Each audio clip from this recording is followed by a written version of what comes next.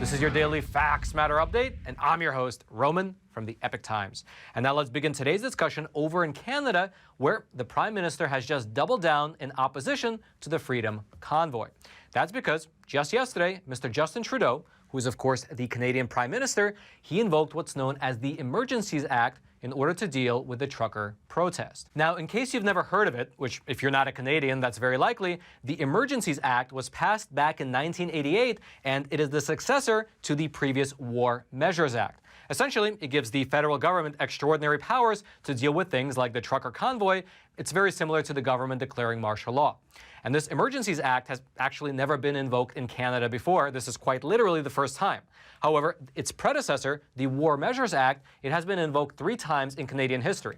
Once during the First World War, another time during the Second World War, and then a 3rd time during the 1970s Quebec separatist movement.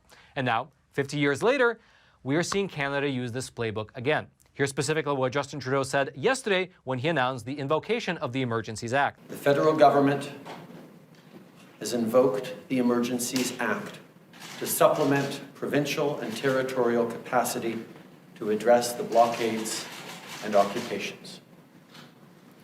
I want to be very clear. The scope of these measures will be time-limited, geographically targeted, as well as reasonable and proportionate to the threats they are meant to address. Now, what does this actually mean in practice? What powers does the federal government now have?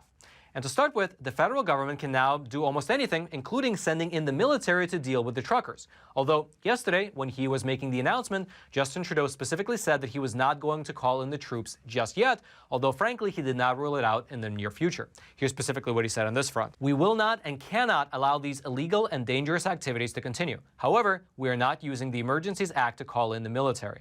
And so, what will his government actually be doing now that they have all this power? Well, it appears that to start with, their actions will be twofold. First of all, Justin Trudeau said that the local police will be given more tools as well as more resources to impose fines as well as to imprison protesters who are blocking roads or blocking infrastructure. And then secondly, the government laid out a plan to attack the protesters financially. Specifically, banks can now regulate and restrict funding that supports the blockades. Drivers who are using their trucks to block the roads, they can have their corporate bank accounts frozen and their vehicle insurance suspended. And then also, the government will target the crowdfunding services and the payment systems that the protesters were using to gather funding. And it's that last point that is, I believe, really worth highlighting, because the Trudeau government is now authorizing the banks throughout the entire country to unilaterally freeze people's accounts on the basis of suspicion alone. There is no court order which is required, and the banks can do so with legal impunity. Here's in fact what this new law, which applies to personal accounts, corporate accounts, and it covers all forms of transactions, including even cryptocurrencies. Here's what this new law says, quote, "A bank or other financial service provider will be able to immediately freeze or suspend an account without a court order. Banks will be protected against civil liability for actions taken in good faith." And then furthermore, and perhaps even more worrying, is the fact that when the Trudeau government's finance minister announced this form of financial warfare, she tacitly compared the peaceful protesters with terrorists. Here's specifically what she said. "We are broadening the scope of Canada's anti-money laundering and terrorist financing rules so that they cover crowdfunding platforms and the payment service providers they use. This is about following the money. This is about stopping the financing of these illegal blockades." Meaning that all of the grassroots funding for these protests is now being targeted as terrorist financing, with the ultimate goal behind this, at least I imagine, being to essentially punish and starve the protesters so that they are forced to go home. Here's in fact how Canada's Deputy Prime Minister bluntly put it. "If your truck is being used in these illegal blockades, your corporate accounts will be frozen, the insurance on your vehicle will be suspended." And the banks have already started to comply. For instance, TD Bank, which is the largest bank in Canada in terms of assets, they have already started to freeze multiple bank accounts totaling over 1.4 million Canadian dollars, and most of that money, it came from the original GoFundMe campaign that was raising money for the truckers. However, as we mentioned in a previous episode, GoFundMe wound up closing that campaign, and then another company, one that's called Give, Send, Go, replaced them as the main fundraising for the convoy. Now, to this day, on that new platform, the organizers have now raised close to $10 million US. However, given the state of the situation in Canada right now, it might be very difficult for that money to actually be dispersed to the protesters. That is just the reality of fighting back against the system.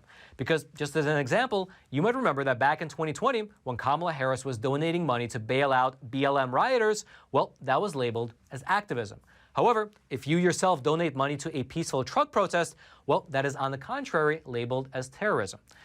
It really brings to mind, at least to my mind, that quote from Voltaire, which says this, quote, "If you want to know who controls you, look at who you are not allowed to criticize." Regardless, though, getting back to the topic of the Emergencies Act, late last night, the Canadian Civil Liberties Association, they came out and condemned Justin Trudeau for invoking this act. In a statement that they released, they claimed that the Canadian federal government did not meet the necessary threshold that's actually necessary in order to invoke something as serious and as essentially martial law. Here's specifically what they said in the statement. The federal government has not met the threshold necessary to invoke the Emergencies Act. The Emergencies Act can only be invoked when a situation seriously threatens the ability of the Government of Canada to preserve the sovereignty, security, and territorial integrity of Canada when the situation cannot be effectively dealt with under any other law of Canada. Governments regularly deal with difficult situations and do so using powers granted to them by democratically elected representatives. Emergency legislation should not be normalized. It threatens our democracy and our civil liberties. Furthermore, it's also worth mentioning that not all the provinces agree with this approach.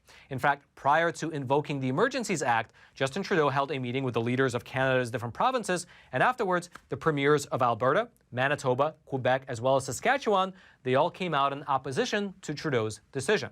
Here's in fact what those respective premiers said. And by the way, just for your reference, a premier of a province in Canada is equivalent to a governor of a state here in America. And here's what they said. In Alberta, the premier said, quote, "We have the legal powers that we need. We have the operational resources that we need to enforce. And I think at this point, for the federal government to reach in over top of us without offering anything in particular would frankly be unhelpful. I'm concerned that there's a certain kind of person that if the federal government proceeds with this, who will be further inflamed, and that could lead to prolongation of some of these protests." Then in Manitoba, the premier said this, quote, "In my view, the sweeping effects and signals associated with the never-before-used Emergencies Act are not constructive here in Manitoba, where caution must be taken against overreach and unintended negative consequences. I am not currently satisfied the Emergencies Act should be applied in Manitoba. Winnipeg's situation is dramatically different from the one in Ottawa." Then over in Saskatchewan, the premier added this, quote, "The illegal blockades must end, but police already have sufficient tools to enforce the law and clear the blockades, as they did over the weekend in Windsor. Therefore, Saskatchewan does not support the Trudeau government invoking the Emergencies Act." And then lastly, the premier of Quebec said this, "I was very clear. We do not want a federal state of emergency on the territory of Quebec." Now, what's interesting to note here is that while these four provinces rejected the Emergencies Act, Mr. Doug Ford, who is the Premier of Ontario, which is not only the most populous province in Canada, but it's also where the capital city of Ottawa is located, well, he publicly endorsed it.